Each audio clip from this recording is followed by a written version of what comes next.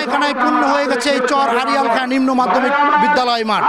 এইখানে কিন্তু দুপুর থেকেই কিন্তু বিভিন্ন দলে স্লোগান দিয়ে এই নেতাকর্মীরা এসে জমায়েত হয়েছেন এবং বাদ্যযন্ত্রের তালে তালে নেচে গেয়ে কিন্তু তারা এখানে এসেছেন এবং হাজারো নেতাকর্মীর উপস্থিতিতে কিন্তু এই সমাবেশ চলছে। এবং ফরিদপুরের সদরপুর উপজেলার চর মানাই ইউনিয়ন বিএনপির ঘোষিত যে রাষ্ট্র মেরামতের 31 দফা বাস্তবায়নের যে দাবি, সেই দাবিতেই কিন্তু এখানে এই সমাবেশের আয়োজন করা হয়েছে। এছাড়াও আগামী ডিসেম্বরের মধ্যেই কিন্তু এই সংসদ নির্বাচনের তারিখ ঘোষণার দাবিও কিন্তু এই সমাবেশ থেকে জানানো হচ্ছে।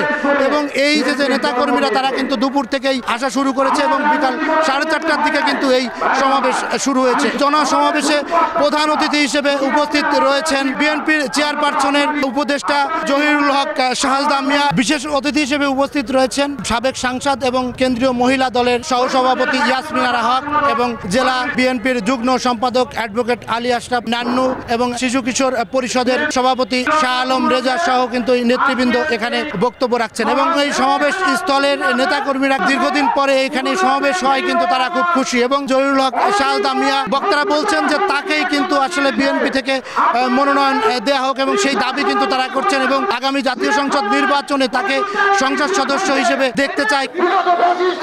রাষ্ট্রকে তছনছ করে দিয়েছেন, অর্থনৈতিকভাবে পঙ্গু করে দিয়েছেন, পররাষ্ট্রনীতি ধ্বংস করে দিয়েছেন, দেশকে তাবেদার বানিয়েছেন।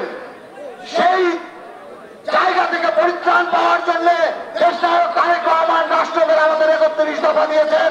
আমাদের যে সমস্ত অঞ্চল আছে আমাদের এই অঞ্চলের কোনো রাস্তাঘাট নাই, বিদ্যুৎ নাই, আমাদের সব জায়গায় আছে।